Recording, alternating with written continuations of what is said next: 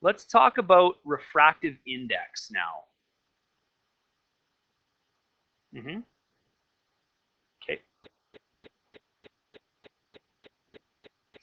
Let me write this down. Refractive index.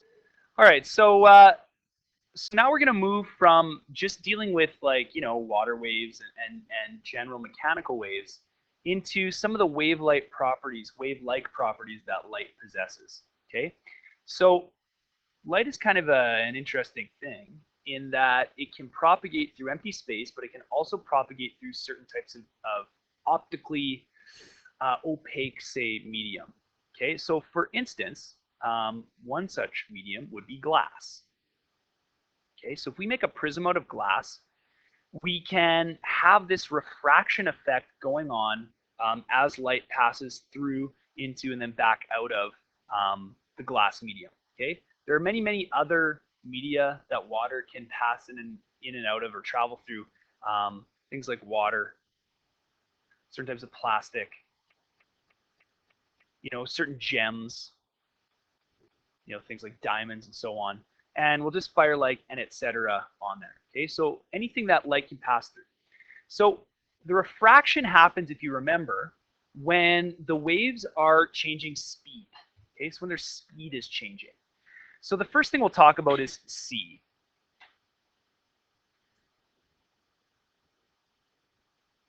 Okay, the speed of light in a vacuum is like a well-known cosmic constant. Okay, 3.0 times 10 to the 8 meters per second. It's actually just like slightly less, but I'm going to round it to 3.0 times 10 to the 8. Okay. C, they say, comes from celeratus, Latin, I think, for speed or velocity. And yeah, it's picked as the symbol for the speed of light. Okay. Now, this is its vacuum speed, but since light shows refraction, and we can see this with our naked eye in pictures like this. Okay, so as the light passes into the water, okay, it gets refracted and it changes direction. So you get this apparent bend in your straw, in your drinking straw. A little picture here, kind of trying to explain what exactly is going on, and we'll talk a little bit more about the perception of where something is versus where it really is when it's underwater. Okay, so along the lines of the bent straw is the apparent depth of something that's underwater. So we're going to look at that now. Okay, so if I get a pool of water, okay, like this, and I put a coin on the bottom of it, or whatever. Okay, so what we're imagining here is this is the surface of a pond or a pool, and there's something laying on the bottom. So we've probably had this experience where we feel like we step into water and it is deeper than it looked like it was, okay? So we're going to try to just do a little explanation of that and use refraction to explain why it is that that happens. So first things first, let's grab a normal. So we'll put a normal line in here to help us work with this. So we'll put that like right here, okay? And then we'll recall that as the light rays travel out of the water, you stay there, grab this, okay? What's gonna happen is they're gonna bend away from the normal, okay? They're gonna bend away from the normal. Well, why is that? The reason why is because it turns out that light travels more slowly in water than it does in air, okay? And therefore it bends away from the normal. So if your eye is over here looking at this, okay, well, your brain is not used to light waves bending. So you cannot accommodate for the fact inside your brain that actually what's going on here is light is coming up, bending away from the normal, and then traveling into your eye. So your brain assumes, and rightly so, that the coin is actually in a different spot than it appears to be, right? Your brain thinks the coin is along this path and that it is actually up here, okay? Hence, the water, the bottom of the pool, everything appears to be here when in reality it's here. So you get this effect that if you were to step into this pool, you might have this like little shock or freak out when you find out that the bottom of the pool is much lower than you thought it was. Okay. All right. So let's talk about this. If this is slow, right? In the water is slow for the speed of the light, and this is fast. How do we sort of like think about that? And the way that we do, and what will help us here, is the concept of what's called a refractive index. Okay. So refractive index. And this is going to tie into the whole Snell's law thing that we've sort of been looking at before. All right.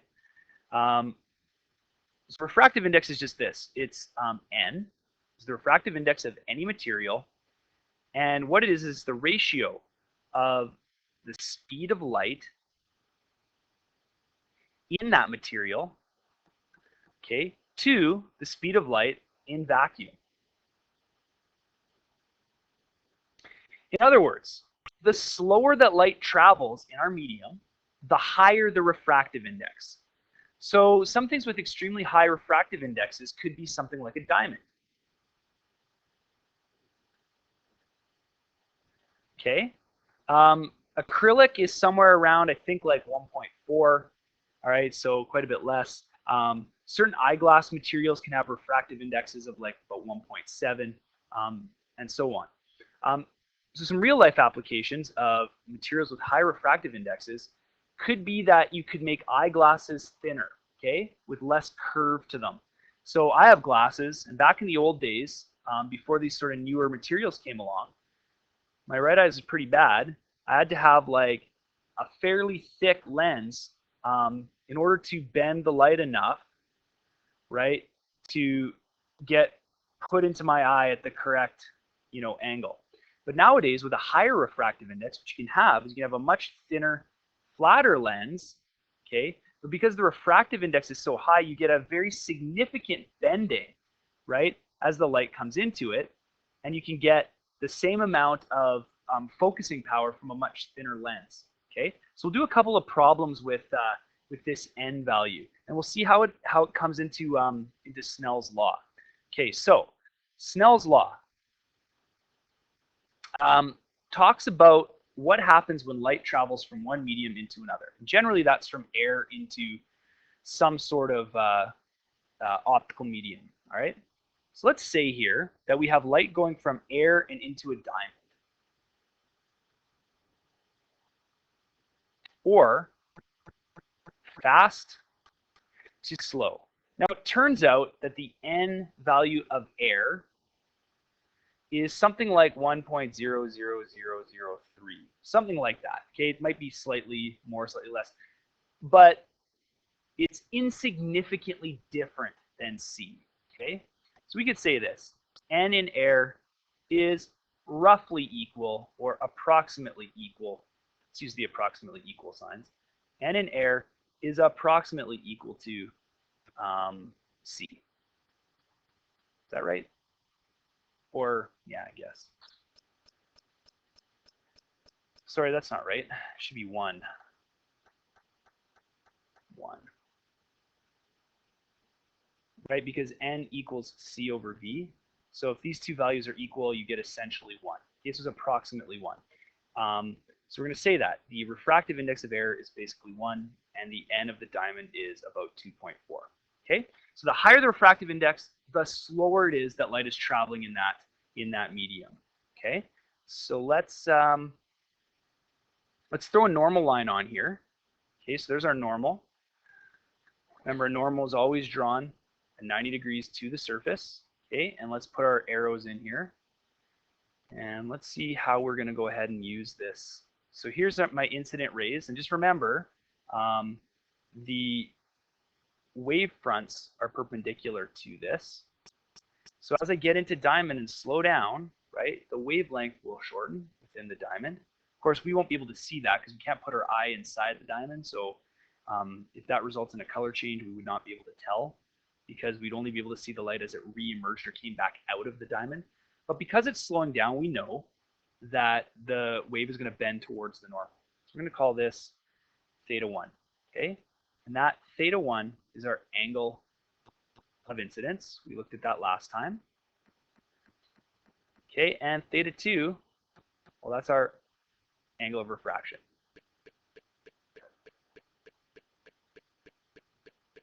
Okay, so we learned before that there are ratios involved here, okay? And that is that V1 over V2 equals lambda 1 for lambda 2 for the sine theta 1 for sine theta 2.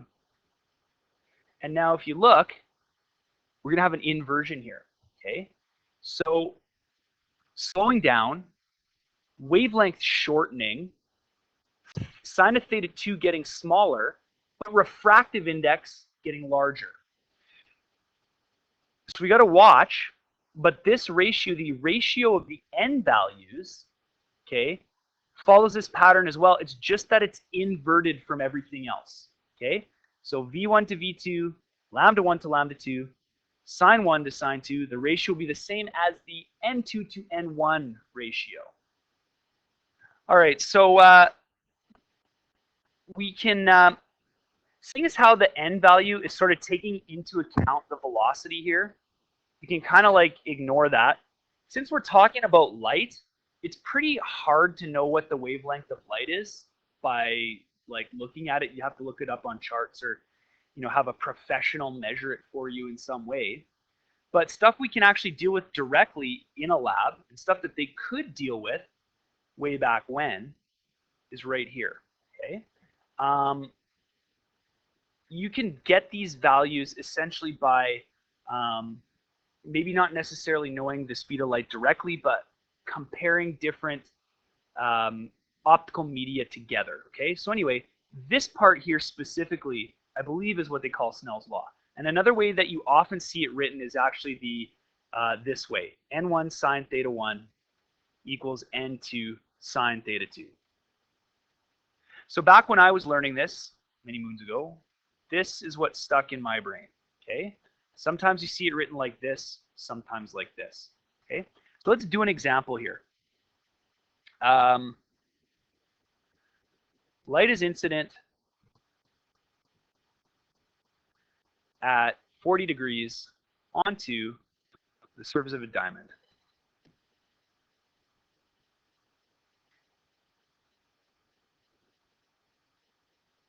Okay. Find the refracted angle. Okay. N of air equals 1. N diamond equals 2.4. Okay. So now it's just a matter of rearranging this formula and solving.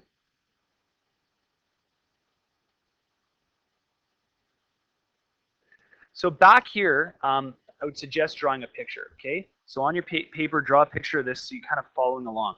So we said that the incident angle here, and I forget what I said, was 40 degrees, okay? And we're trying to find this. So the first thing, when we draw a picture like this, is we know that the light is slowing down. So draw a picture like that so that if you suddenly get a theta value that's larger than 40, alarm bells go off and you know you've done something wrong. It's a very common mistake to pop out of this with a higher value because you didn't do your algebra correctly. I mean, I know it's not going to happen to you guys, but it can happen to people, all right? So what we're actually after here is this. We're going to try to isolate that. Okay, so algebra time. Okay, divide n2 off, right? So we're dividing n2 off of that side and bringing it over to this side and just flipping. And if we've got the sine of theta 2 equal to that, then we should have that theta 2 is equal to the inverse sine of what we have over here. Okay, so let's put some values in. Now, it's not always going to be true that we're dealing with stuff going from air into another object. It just happens that when we're using air, and it happens to be coming from air, that n1 equals 1. So we can essentially leave it off. And then the sine of 40 degrees divided by 1.4, not 1.42, 2.4, the n value in the diamond. And by the way, refractive index, seeing how it's a ratio, right, between two different speeds of light, it's unitless. It doesn't have any units, okay? It doesn't have any units, all right? So when I do this math, I get that my angle of refraction inside a diamond is going to be about 15.5 degrees. Okay, good. Okay, so you can find tables around the net that look like this. Okay, this just grabbed from somewhere, so thanks to whoever made it. And, you know, how accurate this is, I'm not exactly sure. Looks like they've got diamond to one more significant figure than I did. And you can see that there's actually some stuff out there, gallium phosphide, that actually has a refractive index beyond that of diamond. Okay, so now let's talk about what happens in the other side of things. What happens when light is now leaving something like a diamond? So what I'm going to do is I'm going to draw a diamond. Or try to draw a diamond here if I can. And diamonds are well known for being sparkly, right? So the question is there any physics involved in creating and cutting a diamond? Like, why do they always look kind of like this? Now I'm going to get annoyed because this diamond doesn't look quite diamondy enough. Okay, that's pretty good. And it turns out that diamonds take advantage of something called total internal reflection, okay? So we'll look at what that means just at the surface of the diamond here. So first we'll draw our normal. And remember, what a normal is it's just a line drawn 90 degrees or perpendicular to the surface to help us do math with, okay? Just like the normal force, right? It's 90 degrees to any surface. So now what we're going to imagine is that light is traveling out of the diamond. So it's going from a slow medium to a fast medium, okay? Now let's think about this.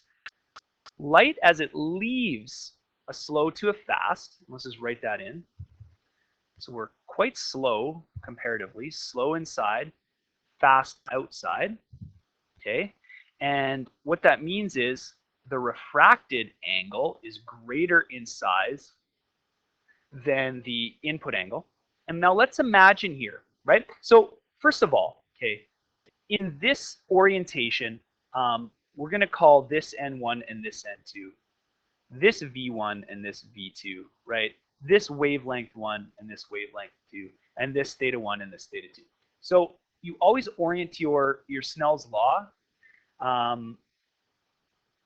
such that you know, the ones are from where you're coming from and the twos are where you're going, okay? And I want you to think about this. Well, what happens if I continue to increase this input angle? That means that this angle over here is going to increase in time with it, right? So as we increase this one increases, and eventually we get to 90 degrees, okay? Now that's when something special happens, okay? So we're going to talk about critical angle here. Critical angle. So what is that? Well, that is the angle of incidence which causes the angle of refraction to reach 90 degrees. Okay, and remember, this is only going to happen when we're going from a slow to a fast medium. So how's that going to work? Well, we're still going to use Snell's law. Okay. And what we're looking at here is, well, what happens when this, theta 2, gets to be 90 degrees? So in other words, what happens when we have the sine of 90 degrees over here? Well, what is the sine of 90 degrees? It's 1. Sine of 90 is 1. So what we'll say is, we'll say at the critical angle, so when the incident angle reaches what's called the critical angle, so we change it to the critical angle, N2 times 1 happens over here, okay? So we need to just solve for the critical angle. So sine of the critical angle happens when we have the ratio of N2 to N1, and to solve for that, we inverse sine it, just like that, okay? So let's find out what that angle is for a diamond. Okay, so the critical angle for diamond is simply going to be found as, and this is to air, right? There's going to be critical angle between any two different optical media. We're going to use air for our N2. So 1 over 2.4, right? In this case, remember, by the orientation that we have, we're coming from diamond, so that's where the N1 goes. We're going to air, so that's where air's N value goes, air's refractive index goes. So the answer is 24.6 degrees.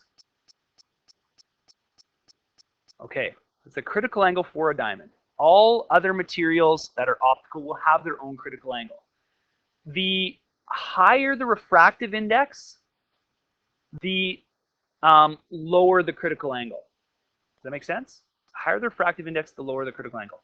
What that means in practice is that any light hitting the surface of diamond at 24.6 degrees or above, right? So any angle larger than that, well, that light cannot escape from the diamond, okay? So the last angle at which light can escape is 24.6, and it escapes out along the surface. If I go to 25 degrees, what ends up happening is that light just gets caused to reflect back inside the diamond, okay? It gets stuck inside there. And when that happens, we call that total internal reflection.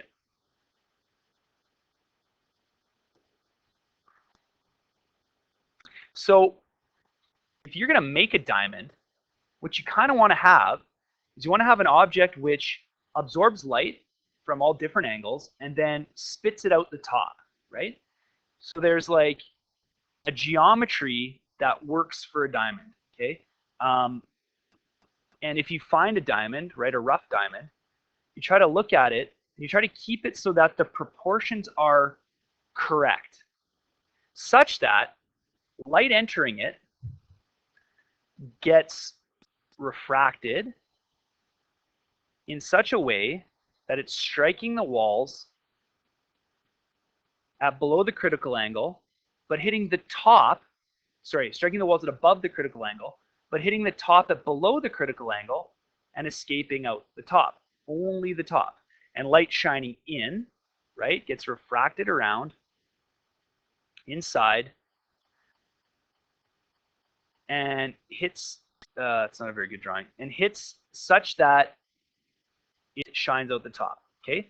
So light can enter from any side, okay, but you try to design it in such a way that you get that reflection, right?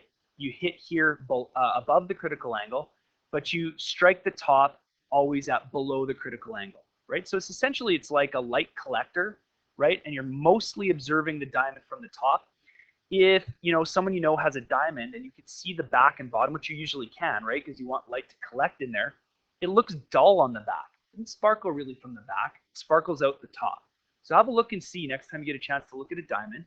And then you can kind of get this understanding about what's going on there and why it's shaped like it is. This isn't the only shape for a diamond, by the way. There's a few more out there that take advantage of this property. So let's talk about fiber optic cable real quick here. So if you can manufacture a flexible material, this is it, out of something like fiberglass or a flexible plastic with a fairly high refractive index, or at least encapsulate it in a coating that has a different enough refractive index, you can take advantage of total internal reflection, right? Because it's all about the, sorry about that, it's not my best work here. Okay, so you can imagine that this is a fiber optic cable, right? Flexible cable. You have your carrier medium in here, and then you have it sheathed in some other optical medium, okay? And what you get is you get it such that the critical angle is, I guess, low enough that light is forced to like bounce its way along here without being able to hit any walls below the critical angle and shine out of the end of the tube, right? And then what you can do is you can blink that light on and off really fast, and you can detect the blinking here, and you can send, your classic binary codes down the pipe, and you can do it at the speed of light, right? And it turns out that, you know, you can bundle these things together into like fairly massive cables, and you can get massive amounts of, you know, bandwidth or throughput by using this technology. Okay.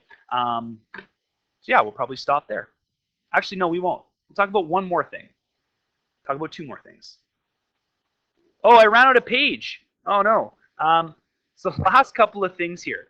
So two other places you might run into refraction. Okay. One is a sunset. And actually, you know what? I don't even need to do it here. Let's go back up to the prism.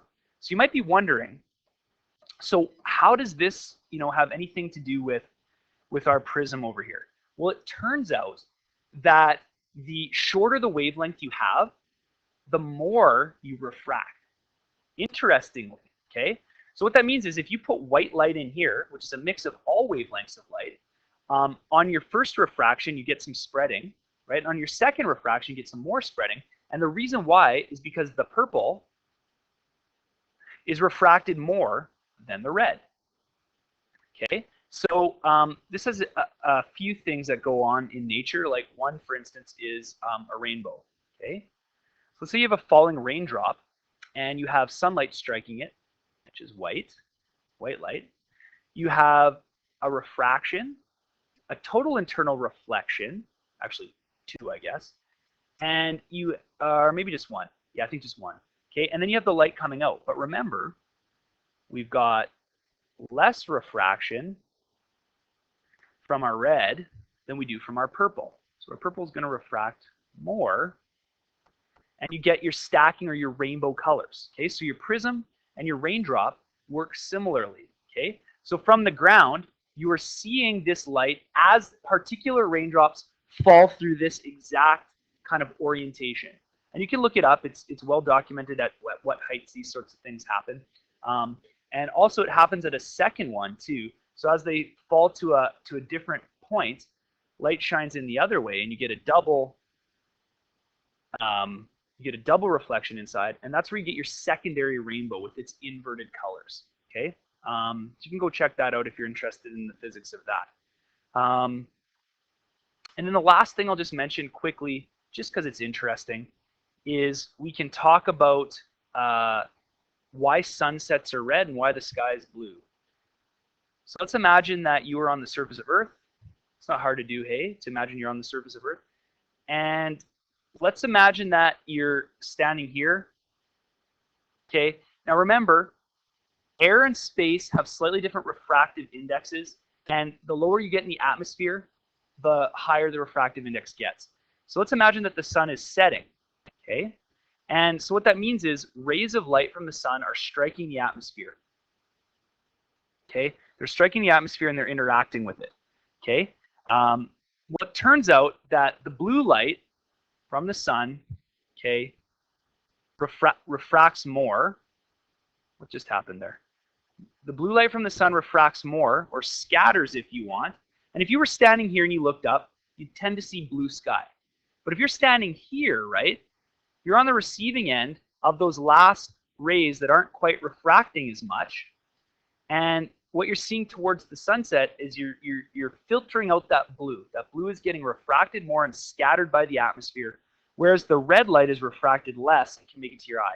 All right. And you also actually get this like squashing effect on the sun. I'm not going to get into that too much, but again, that just has to do with how light refracts as it hits different parts of the atmosphere. So you get the sun looking squashed and red due to the fact that you know, you get a scattering of the blue light. I mean, it's a little more complicated than that, but that's kind of the basics and where we would see this stuff sort of happening in nature.